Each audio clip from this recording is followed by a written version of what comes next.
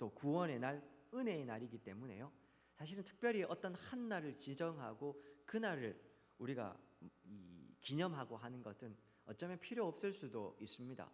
그렇게 반대로 이야기를 하면 부활주일만 우리가 부활의 기쁨을 기뻐하고 나머지 1년의 다른 주들은 그냥 부활과는 상관없이 살아도 되는가? 그건 아니지 않습니까? 매일매일이 하나님 앞에 나를 죽이는 십자가의 죽음의 순간이요, 매일매일이 십자가에서 나는 죽고 예수로 사는 부활의 날이 되어야 할 것입니다. 그러나 1년에 한 번 특별히 부활주일을 맞이하면서 예수님 이 땅에 오시고 고난받으시고 죽으시고 부활하심의 의미를 한 번 더 우리가 되새기는 것은 의미가 있습니다. 이 기독교 신앙의 정점에 십자가가 있습니다. 창세기 혹은 그 창세기 이전부터 하나님이 계획하신 하나님의 그 구원의 경륜의 정점에 십자가가 있기 때문에 그렇습니다. 오늘 십자가, 또 특별히 이 부활, 우리에게 의미가 있는 것은 나는 원래 죄로 인해서 죽어야 하는 겁니다. 이 땅의 삶에 더 이상 소망 없고 그저 이 땅이 제공해 주는 그것에 만족하고 또 혹은 일희일비하며 살아가다가 허무하게 가야 하는 게 원래 내 인생의 본질이었습니다. 죄가 우리를 그렇게 만든 것이죠. 그런데 예수님이 나를 대신해서 죽으시고 사망의 권세를 이기고 부활하시는 것을 통해서 그 예수님이 부활의 첫 열매가 되셨기에 예수님을 믿음으로 신앙으로 고백하는 모두는 예수님과 똑같이 더 이상 사망이 우리에게 주인 노릇하는 게 아니라 생명이 우리에게 가득하게 되는 것이요, 우리도 이제 죽음의 공포가 우리에게 사라지고 우리는 영원한 생명을 얻게 된 겁니다. 이 땅의 삶이 끝이 아니란 말입니다. 이 땅에서도 하나님을 누리게 될 것, 하나님의 나라를 누리게 될 것이요, 또 이 땅의 육신의 생명이 다하는 날 영원한 하나님의 나라 천국에서 아담과 하와처럼 하나님과 함께 거하게 될 날이 우리에게 있음을 이야기하는 겁니다. 부활절이 우리에게 기쁨이요 의미가 있는 것은 그런 의미입니다. 오늘 이 부활의 의미를 생각하시면서 본문을 좀 살펴보도록 하시겠습니다. 유명한 본문입니다. 11 제자들, 가룟 유다가 죽었으니까요, 11 제자들이 문 꽁꽁 걸어 잠그고 숨어서 있을 때 예수님께서 부활하신 후 그들에게 찾아오시는 이야기입니다. 36절입니다. 이 말을 할 때에, 오늘 본문은 이렇게 시작이 됩니다. 이 말이다 할 때 여기 이라고 하는 거 타우타라고 해서 이것들 이렇게 되거든요. 그러면 이것들을 말하고 대화하고 있을 때에 예수님이 그 제자들 가운데 찾아오셔서 너희에게 평강이 있을지어다 말씀하시는 것으로 시작이 됩니다. 제자들이 무슨 얘기했겠습니까? 이것들 어떤 이야기겠습니까? 예수님 이 땅에 오셔서 죽으시고 부활하셨다는, 우리 이 지난 한 주간 새벽에 계속 살펴봤습니다만 여인들을 통해서 이 예수님이 부활하신 소식을 들었습니다. 엠마오로 가는 두 제자들에게도 예수님이 나타나셔서 부활하심을 보여주셨고 그들도 다시 예루살렘에 돌아가서 예수님이 살아나셨음을, 예수님을 만났음을 증거했었습니다. 예수님이 더 이상 사망 권세 아래 있지 않고 부활하셨음을 그들은 다 알았던 겁니다. 문제는 그 가운데서도 그들은 여전히 부활하신 주님을 직접 만나지 못한 상태입니다. 그러면서 그들은 이 함께 모여 있을 그때에 예수님께서 그들에게 찾아오십니다.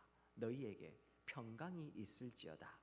특별한 인사가 아닙니다. 이 평강이 헬라어 단어로 에레네라고 해서요, 이거 이제 그 히브리 사람들이 하는 말로 바꾸면 샬롬이 됩니다. 샬롬이 뭡니까? 히브리 사람들, 이 유대인들이 그냥 자기들끼리 일상적으로 우리 그냥 밥 먹었어요 하는 거하고 똑같은 인사하는 겁니다. 예수님께서요 3년간 제자들과 공생애 하시면서 그들과 늘 동고동락 하셨으니 매일 보는 사람하고는 특별하게 인사할 게 없습니다. 밥 먹었나 하고 밥 먹었다면 끝인 겁니다.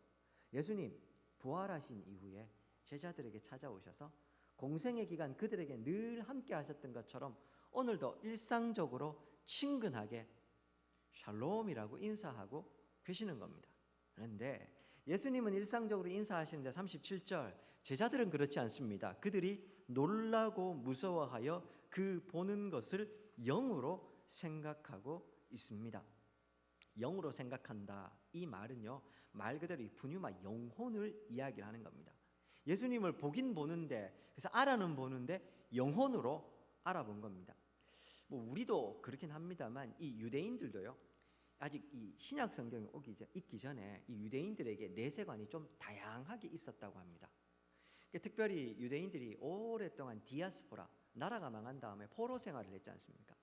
디아스포라들의 그들이 흩어져서 각지의 그 이 세계관, 이 내세관이라고 해야 되겠죠. 죽으면 사람이 어떻게 되는가, 그것에 대한 여러 가지 이야기들 했고, 또 로마가 지배하는 사회였기 때문에 그 영향도 좀 받았고, 그래서 다양한 내세관이 예수님 당시 유대인들에게 존재했다고 합니다. 그 중에서 가장 대표적인 것이 사람이 죽으면 육신은 죽지만 영혼은 자유롭게 이 이승과 저승을 뭐 오간다, 이 정도로 생각을 했다고 합니다.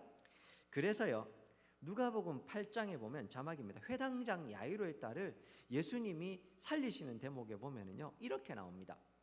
예수께서 아이의 손을 잡고 불러 이르시되 아이야 일어나라 하시니, 그 다음에요, 누가복음에서 뭐라고 하냐면 그 영이 돌아와 아이가 곧 일어나거늘 예수께서 먹을 것을 주라 명하시니, 이런 구절이 나옵니다. 그러니까 이 아이가 육신은 죽었지만 영혼은 따로 있다가 예수님이 살리시다 영혼이 돌아왔다, 이렇게 생각을 할 것이죠. 그들이 그렇게 믿은 겁니다. 그러나 오늘 제자들도 예수님이 눈앞에 보이긴 하는데 이 예수님이 육신은 죽었지만 영혼이 와서 자기들에게 있는 것으로 생각을 한 겁니다. 부활하셨고 같이 예수님을 만나고 심지어 엠마오 마을로 가는 두 제자는 같이 떡도 떼었는데 여전히 그들은 놀라고 있습니다. 또 한편 이해도 되는 게요, 또 자막입니다. 요한복음 20장 19절에 보면은 똑같은, 오늘 본문과 똑같은 구절을 어떻게 설명하냐면 이렇게 합니다. 이날 곧 안식 후 첫날 저녁에 제자들이 유대인들을 두려워하여, 왜요?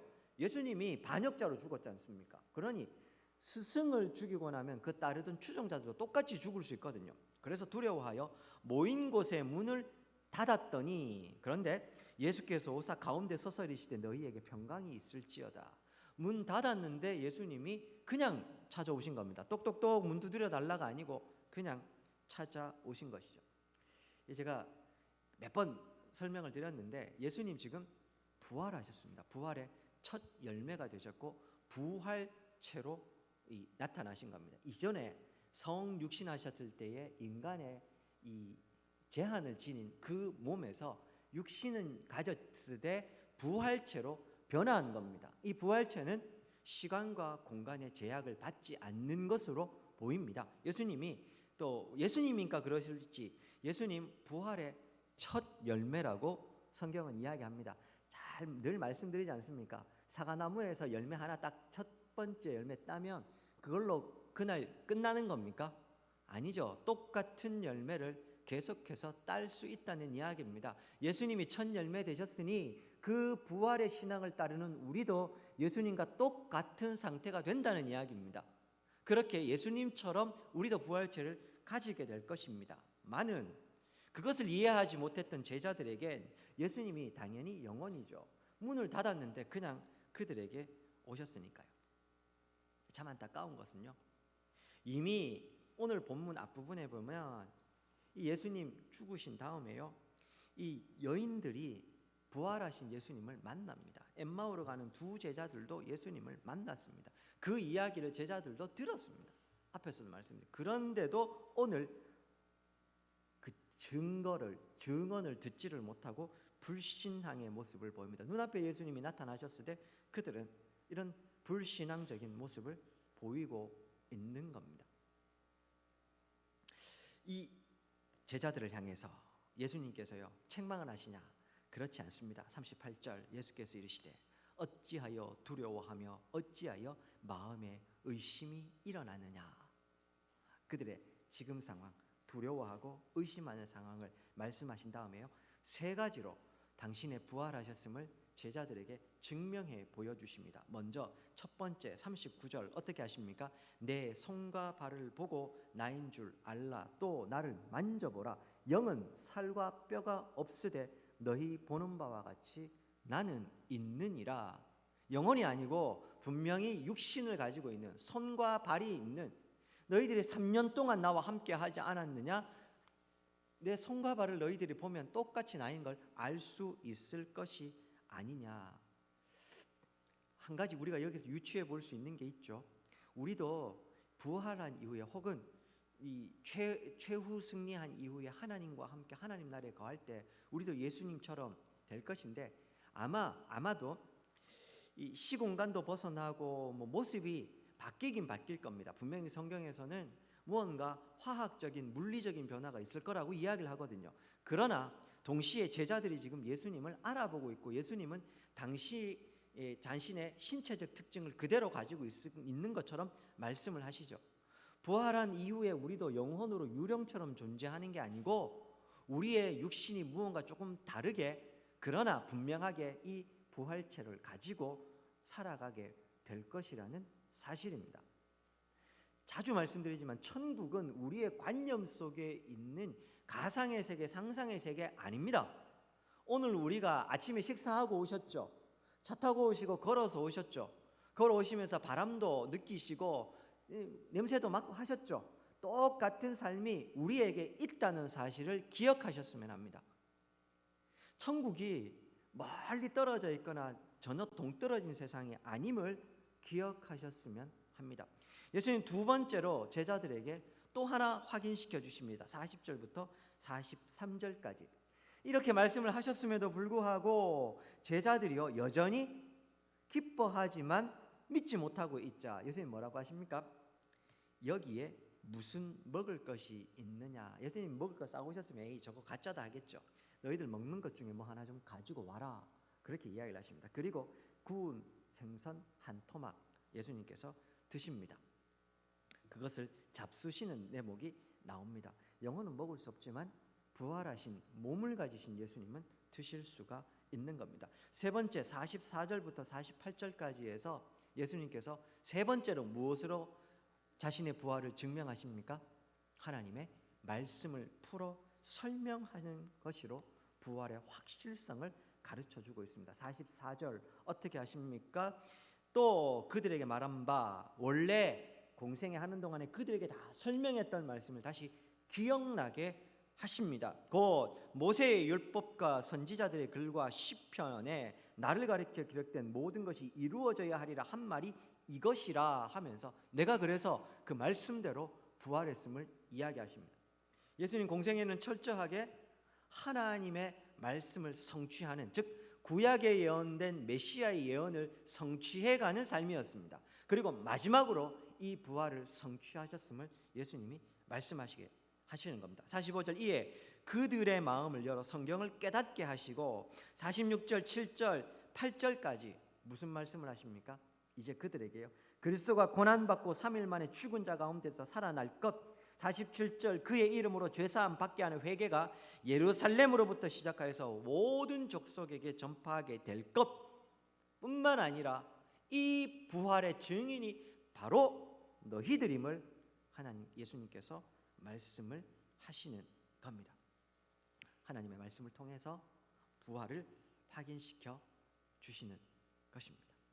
그러면서요 49절 보십시오. 볼지어다 내가 내 아버지께서 약속하신 것을 너희에게 보내리니 너희는 위로부터 능력으로 입혀질 때까지 이 성에 머물라. 무슨 이야기입니까?